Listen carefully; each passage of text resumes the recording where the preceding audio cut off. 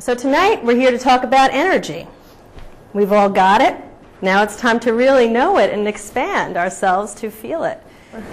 Yeah, so those of you who've experienced it, you probably have felt different sensations moving through your body.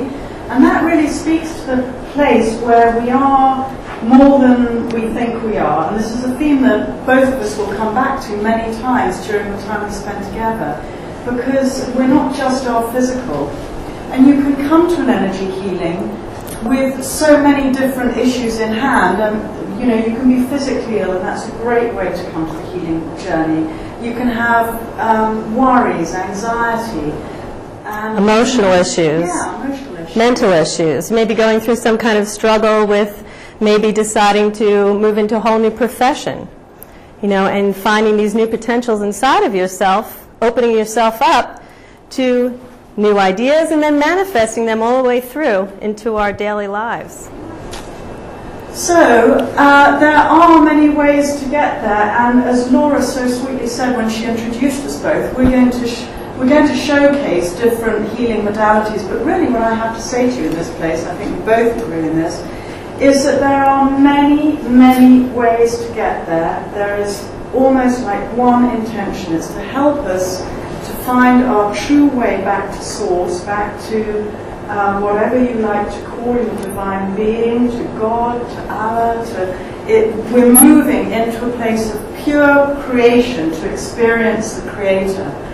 And there are many ways of doing this. Now, we are both qualified in Brennan healing, and there's VortexHealing. All these that are listed there are valid ways, but there are many other valid ways, and many ways that work through different dimensions of being that help you get there, and they deal with all these areas that we've just chatted about. How many of you have heard of the chakras or are familiar with them? Great. So we have about 75% of the room is familiar with the chakra system. And so the chakra system, there are many, many, many chakras within our bodies. We have like 72,000 chakras, minor chakras, and then we have 7 major chakras within these standard systems within Eastern medicine. And we'll get into some of the Western medicine also. So with the chakra system, the root chakra, you can feel into this within your body right now. Near the perineum, below your genitals, the color is red, and that is our connection to trust, security, our foundations. Survival, how you feel about where you're living, how you're reacting, responding. And as we move further up, we're going to feel into our second chakra, which is right here. It's about 2 inches below your belly button. So you might want to feel into that right now. And in the second chakra, we have our sexuality, our sensuality, our relationships, our connections with one another. And as we move further up, we're going to connect into the solar plexus, which is located right here between your ribs. And the solar plexus is who we are in this world, our self, our ego, our will is located there. How we express our power, whether we're sitting in the truth of our being. And as we move further up, we're connecting into the heart chakra.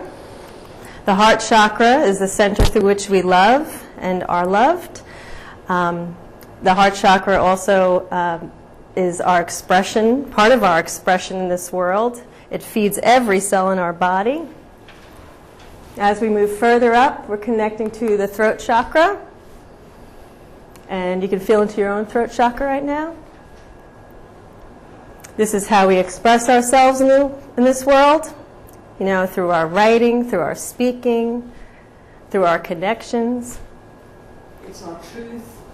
It's our truth, that's for sure. And as we move further up, we're connecting into the sixth chakra. Color is indigo. Connection to guides, guidance, spiritual ecstasy. And as we move further up to the seventh, which is the crown chakra, you can feel into your crown chakra right here. The crown chakra is our connection to God, Goddess, So as well as the chakras having these core places in the body and emotional, mental states, they also affect, they're a method that our body takes in nourishment into our being, and each chakra supports different organs and glands at the same time. So I'm going to be looking at the kidneys, which should sit right up here in your back, but actually their connection is to your root chakra, and they are an organ that takes on for us a lot of the issues around fear and survival. So you know, sometimes when you're stressed out, you feel really tight in your back. That can often be to do with your kidney and how the chi, your energy, is taken up through the kidneys. So let's all feel into our kidneys. Come to a place, first of all, where you feel, you can feel yourself, uncross your legs, feel your feet on the floor, so that you get a sense of plantedness, of groundedness in yourself and stability. And then just really tenderly, you can touch your kidneys if that helps you to be aware of them, but otherwise just bring your internal focus to the organ itself, and there it is, that's what it looks like. It's right here. And it's sitting behind the liver, fundamentally. You can see one there. And just feel into your kidney, just with your hands, with your intention, your mind. What's there in your kidney? What's it holding for you? The kidney is also one of the greatest converters of the fluid within your body. It takes out the toxins and allows them to be released. So it's purifying you all the time. Can you feel into how your kidney structure is feeling? What does it feel like? Is there a sound that goes with it?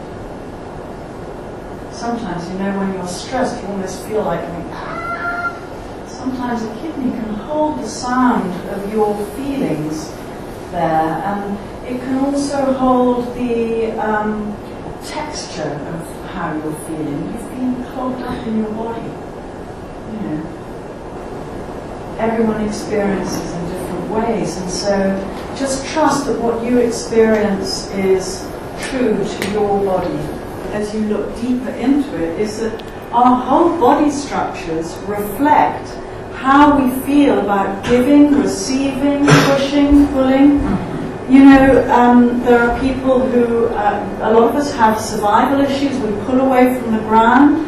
Some people have ways that they feel threatened and they sort of like puff out so that they can throw their energy forward. And it builds your musculature. It affects your musculature. I'm quite heavy here because I've got a strong no. When you realize how we build, how it's all our journey. I did that to myself. I had outside stimuluses to help me create it and create many other things, but it's me and it's my relationship to the world. So when we start to work deeply in our healing journey, I can't undo it, but I can undo the thought and the mental attitude, the emotional response to how I've lived, how I've lived that defense. I can become undefended and live from a new place.